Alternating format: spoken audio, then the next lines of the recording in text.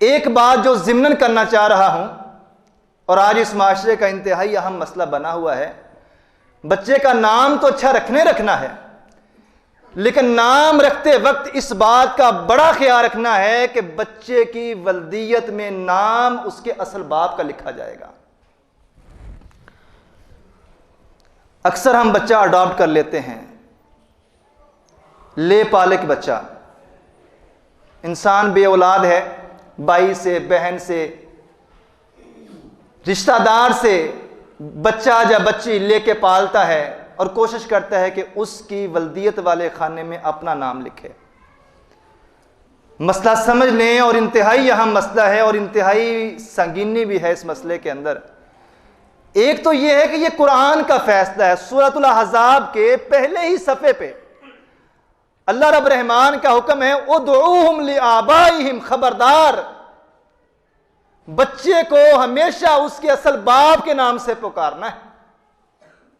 اور یہاں پہ سورۃ الاحزاب میں اللہ نے جب حکم دیا ہے تو کائنات کی سب سے عظیم شخصیت، عظیم ہستی محمد الرسول اللہ نے زید رضی اللہ تعالی عنہ کو اپنا نام دیا تھا۔ فرمایا آج کے بعد، لمبا واقعہ ہے، زید نبی علیہ السلام کے پاس ایک غلام کی حیثیت سے آتے ہیں، اور وہ غلام جب چھوٹے بچے ہیں، تھوڑے سے بڑے ہوتے ہیں، 10-12 سال کی عمر کو پہنچتے ہیں، تو زید رضی اللہ تعالیٰ عنہ کے ماں باپ کو، خاندان والوں کو پتہ چل جاتا ہے کہ ہمارا بچہ جو بچپن میں کھو گیا ہے اب پیارے پیغمبر محمد الرسول اللہ کے پاس ہے۔ وہ آئے لینے کے لیے، نبی نے فرمایا زید بیٹھا ہے، جاتا ہے تو لے جائیں، زبردستی میں بھیجنے والا نہیں ہوں، نہ زبردستی میں نے روکا ہے۔ زید اس کو پہچانتے ہو؟ جی اللہ کے رسول میرے باپ ہیں۔ اس کو جانتے ہو؟ جی اللہ کے رسول یہ میرے چچا ہیں۔ زید یہ تمہیں لینے آئے ہیں، اللہ کے رسول نے ٹائم دیا، لے لو بیٹے کو بٹھا لو پاس، بھتیجے کو بٹھا لو پاس۔ پوچھا باپ نے، چچا نے، زید ہم تیرے ماں باپ ہیں، تجھے لینے آئے ہیں؟ کہا نہیں، آپ میرے ماں باپ ہوں گے، جو پیار، جو شفقت، جو محبت مجھے پیارے پیغمبر سے ملی ہے، میں مرتے دم تک اللہ کے نبی کو چھوڑ نہیں سکتا۔ میں اپنے ماں باپ پہ اللہ کے رسول کو ترجیح دیتا ہوں، میں اللہ کے رسول کے پاس ہی رہوں گا۔ اور یہ زید نبی کے وہ واحد صحابی ہیں جن کا نام اللہ نے قرآن میں لیا ہے، واحد صحابی ہیں جن کا ذکر، جن کا نام لے کے اللہ نے قرآن میں ان کا ذکر کیا ہے۔ جب یہ معاملہ دیکھا کہ 10-12 سال کا بچہ اپنے ماں باپ کو چھوڑ کر محمد الرسول اللہ کو ترجیح دے رہا ہے، فرمایا آج کے بعد یہ زید بن حارثہ نہیں ہے بلکہ یہ زید بن محمد ہیں۔ ولدیت میں رسول اللہ اپنا نام لگاتے ہیں، اپنا نام دیتے ہیں۔ آسمان سے اللہ نے قرآن نازل کر دیا، اے اللہ کے رسول صلی اللہ علیہ وآلہ وسلم، یہ زید بن حارثہ ہے تو حارثہ ہی ہے، زید بن محمد نہیں ہو سکتا۔ مجھ رب کا اصول ہے قیامت کے روز لوگوں کو ان کے ناموں اور ان کے ماں باپ کے ناموں سے اٹھایا جائے گا، ان کے ناموں اور ان کے ماں باپ کے ناموں سے پکار کے ترازو قائم کیا جائے گا۔ اس لیے اللہ کے رسول صلی اللہ علیہ وآلہ وسلم آپ اس کو زید بن محمد نہیں کہہ سکتے، آپ اس کو زید بن حارثہ ہی کہیں گے۔ اگر شریعت میں یہ جائز ہوتا اللہ اپنے نبی محمد الرسول اللہ کو کبھی منع نہ کرتے۔ اللہ اپنے نبی کی کوئی بات ٹالتا نہیں ہے، اللہ اپنے نبی کی یہ خواہش کبھی بھی ایسا نہ ہوتا کہ نبی کی اس خواہش کو پورا نہ کیا جاتا۔ اصل مسئلہ یہ ہے کہ اللہ کا نظام ہے، اللہ کے ہر کام میں حکمت ہے، ولدیت میں نام لگے گا تو اصل باپ کا لگے گا۔ ایک تو یہ بات ہے، قرآن کا فیصلہ ہے۔ دوسری بات یہ ہے کہ اجازت اللہ کے رسول کو نہیں ملی تو مجھے اور آپ کو کیسے مل سکتی ہے۔ تیسری بات یہ ہے کہ اللہ کے رسول صلی اللہ علیہ وآلہ وسلم نے فرمایا، صحیح بخاری کی حدیث ہے، ایسا بندہ جو دنیاوی فائدے کے لیے یا دنیا کے کسی مقصد کے لیے اپنی ولدیت چینج کر لیتا ہے، آج کرتے ہیں لوگ، باہر کا ویزا لینے کے لیے، باہر جانے کے لیے بڑے پاپڑ بیلتے ہیں، ولدیت چینج کی جاتی ہے۔ پیارے نبی صلی اللہ علیہ وآلہ وسلم نے فرمایا ایسا شخص اللہ کی جنت میں جانا تو دور، جنت کی خوشبو سے بھی محروم رہے گا۔ یہ مسئلہ کوئی اتنا چھوٹا مسئلہ نہیں جس کو ہم نے بنا لیا ہے۔ اب عذر کیا پیش کیا جاتا ہے؟ جی ہم تو بے اولاد ہیں، ہماری جائیداد، ہمارا مال کس کے نام لگے گا، مر جائیں گے تو باقی رشتہ دار دعویٰ بول دیں گے، وراثت کس کے نام ہوگی۔ یہ بھی یاد رکھنے کی بات ہے، جب تک میں اور آپ زندہ ہیں ہم اپنے مال کے مکمل با اختیار ہیں، مکمل با اختیار ہیں، جس کو چاہیں جتنا دے دیں، جس کو چاہیں گفٹ میں دے دیں، جس کو چاہے نام لگوا دیں۔ ولدیت والے کھانے میں اپنا نام اس لیے لکھوا رہا ہے تاکہ وراثت ہمارے اس لے پالک اڈاپٹ شدہ بچے کو مل جائے۔ تو اسلام ہمیں اس بات کی اجازت نہیں دیتا، بلکہ حل بتاتا ہے۔ حل کیا ہے؟ آپ کو اختیار ہے اپنی زندگی میں تحفے کے طور پر اس کو جتنا چاہے دے دیں، اس کے نام لگوا دیں، اجازت ہے۔ لیکن اگر آپ یہ کہیں کہ میرے مرنے کے بعد میری ساری وراثت اس کے نام ہے، وہ غلط ہے۔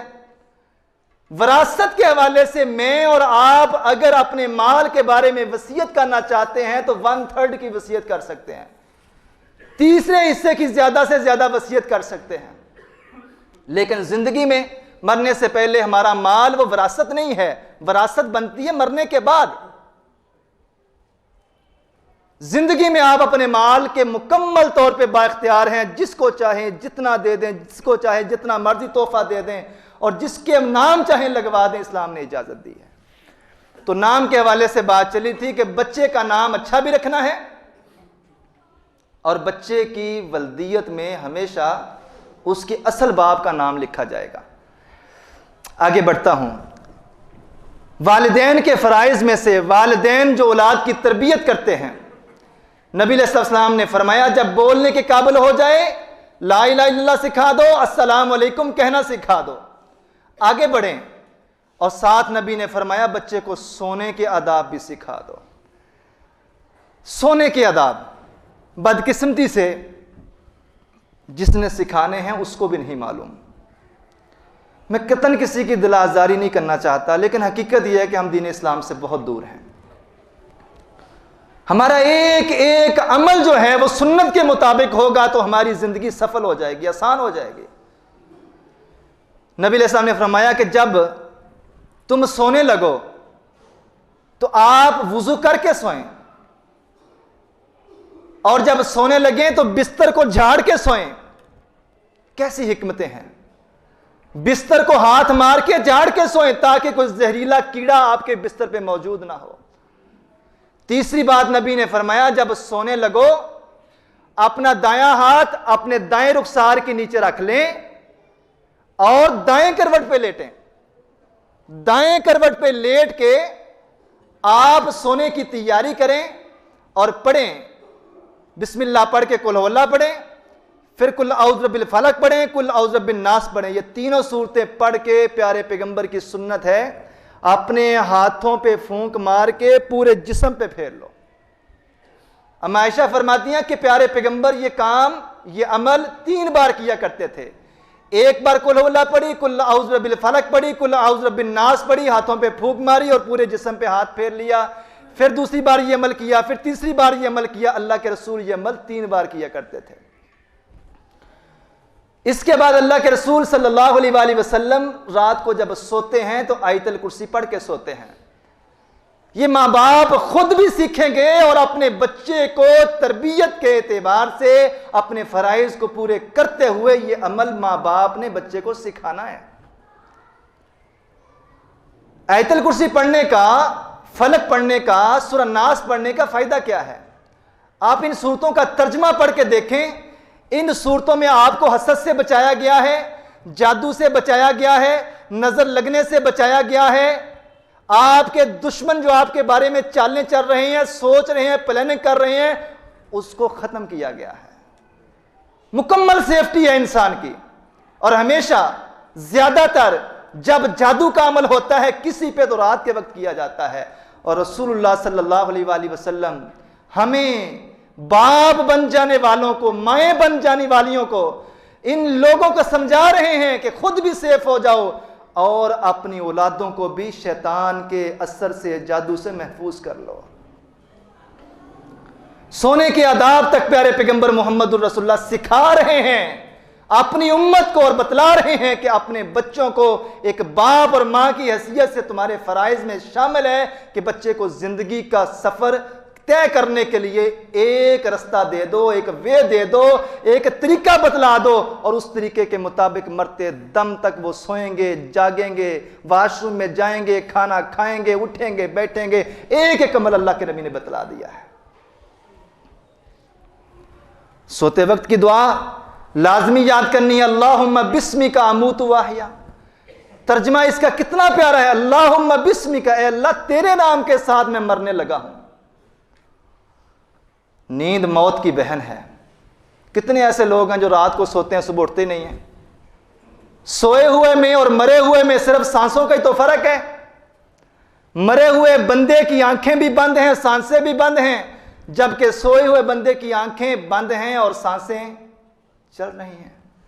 اللہ کے نبی دعا کیا سکھا رہے ہیں، اللہم بسمک اموت و احیا، اے اللہ تیرے نام سے مرنے لگا ہوں اور صبح تیرے نام سے ہی زندہ ہوں گا۔